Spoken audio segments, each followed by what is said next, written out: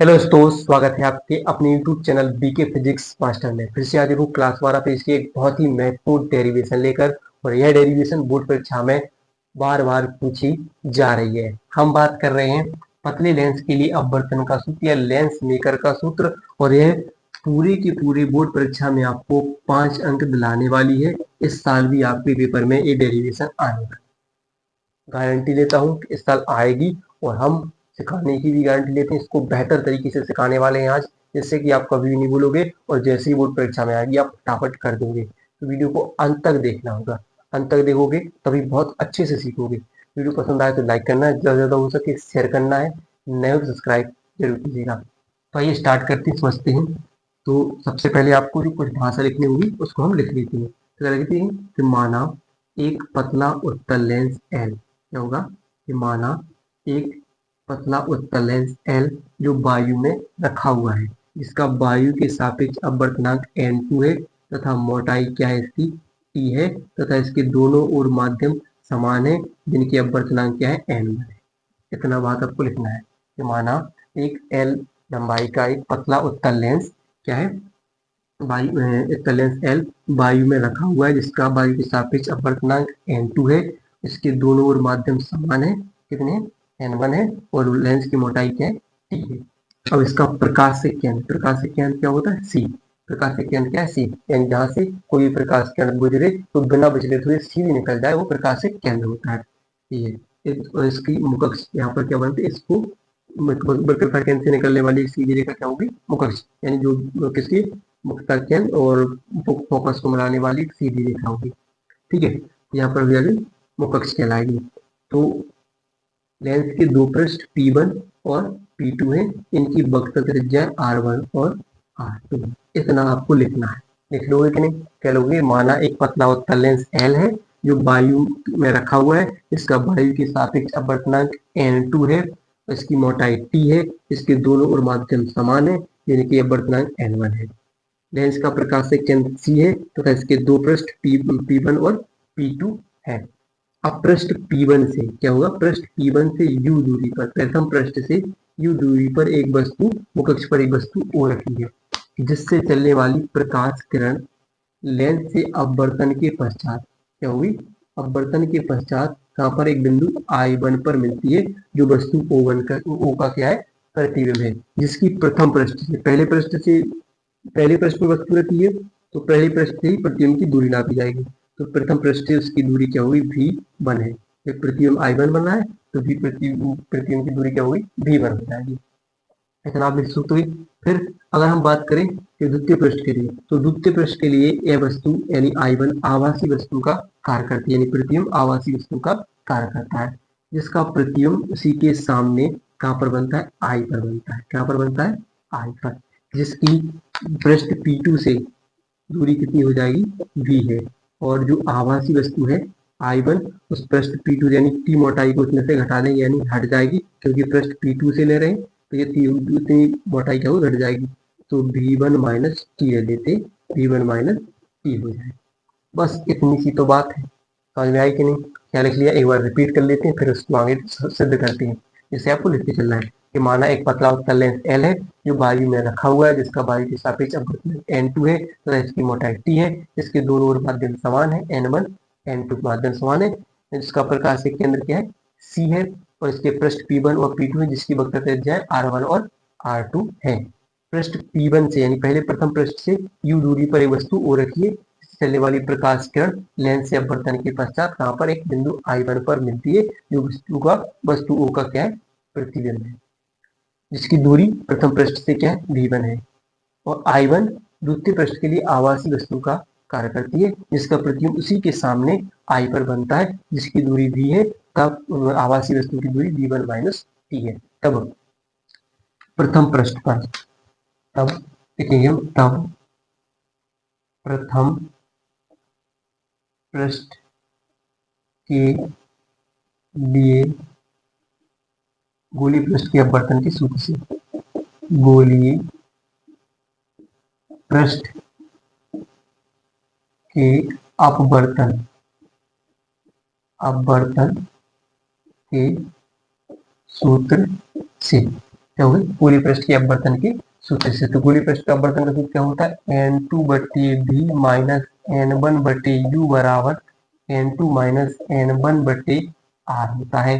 तो प्रथम पृष्ठ की बात कर रहे हैं, तो प्रथम पृष्ठ के लिए प्रतिबिंब की दूरी, वस्तु की दूरी क्या है, v है, प्रतिबिंब की दूरी क्या है, प्रतिबिंब की दूरी क्या है, वस्तु की दूरी क्या है, u है, प्रतिबिंब की दूरी क्या है, v1 है। तो क्या लिखेंगे, n2 बटे प्रतिबिंब, प्रतिबिंब क्या है, v1 है, तो प्रतिबिंब v1 माइनस n1, वस्तु की दूरी u, तो u n2 माइनस n1 बटे r क्या हुई, वक्रता त्रिज्या है प्रथम पृष्ठ के लिए r1 है, तो वक्रता त्रिज्या होगी r1। ठीक है, इसके लिए हम समीकरण 1 मानते हैं, क्योंकि प्रकाश किरण कहाँ से आ रही है, n1 से, यहाँ पर क्या हुई, ये जो n2 से n1 की ओर जा रही है, तो n2 से n1 की ओर, यहाँ पर n2 से n1 की ओर।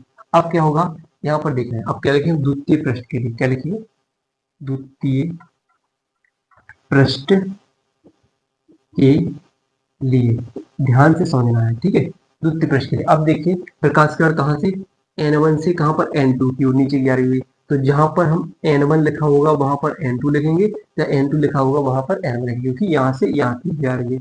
ठीक है, तो चलिए देखते हैं।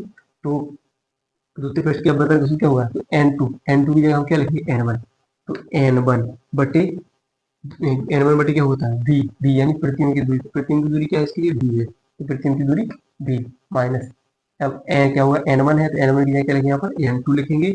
इसके लिए वस्तु की दूरी क्या है, v1 माइनस t है, द्वितीय पृष्ठ के लिए v1 माइनस की t है, बराबर हमें क्या है, n2 की जगह n1 और n1 की जगह n2 लिखना है, और बट्टी में r, वक्र द्वितीय पृष्ठ के लिए वक्र त्रिज्या क्या है, r2 है, तो r2 इसे हम समीकरण 2 नाम देते हैं। इतनी बात क्लियर है, समीकरण 2 नाम देते हैं।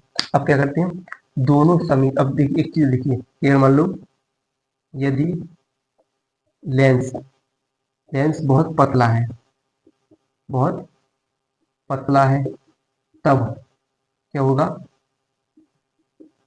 लेंस बहुत पतला है तब लेंस क्या होगा, टी बराबर क्या हो जाएगा, जीरो, यानी मोटाई घट जाएगी, मोटाई क्या होगा, जीरो। लेंस बहुत पतला है तो मोटाई क्या हो जाएगी, शून्य हो जाएगी, तो यहाँ टी बराबर क्या लेते हैं, शून्य, यानी जीरो लेते हैं। डी लेंस बहुत पतला है तो टी बराबर क्या हो जाएगा, जीरो। तो हम क्या लिखेंगे यहाँ पर, n1 बटे बी माइनस n2 बटे b1 माइनस टी क्या हो जाएगा, जीरो, तो जीरो हट जाएगा, यानी क्या हो जाएगा, n2 बटे b1 बचेगा। यहाँ पर n1 माइनस n2 बटे r2 हो जाएगा। इसको हम समीकरण 2 नाम देते हैं, इसको हटा देते हैं।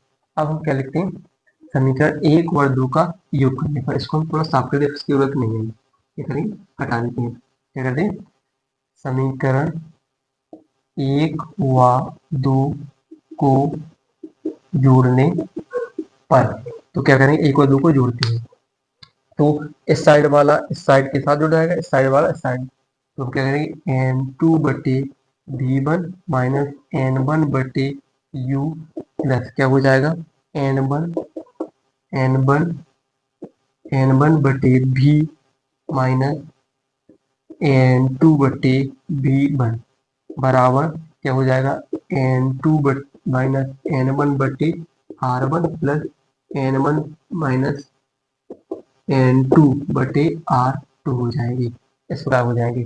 तो हम क्या करते हैं, जो आपको करते देख रहे हो काट दो उसके लिए, n2 v1 कट जाएगा, यहाँ पर क्या बचेगा, इसको हम सही करके लिख देते हैं, ये माइनस का तो इस तरफ पलट के लिख देते हैं, तो क्या हो जाएगा, n1 v हो जाएगा, ये माइनस का इस तरफ बच जाएगा, तो माइनस के 1 बटे यानी n1 बटे u हो जाएगा, n1 बटे u हो जाएगा, बराबर यहाँ पर क्या हो जाएगा, n2 माइनस n1 बटे r1 plus n1 minus n2 बटे r2 हो जाएगा, हो जाएगा नहीं। तो यहाँ पर हम क्या करते हैं, यहाँ पर n1 है, यहाँ पर n है, तो n1 के लिए हम कॉमन ले लेते हैं, अगर क्या बचेगा, 1 बटे क्या बचेगा, 1 बटे v माइनस 1 बटे u बच जाएगा, बच जाएगा नहीं।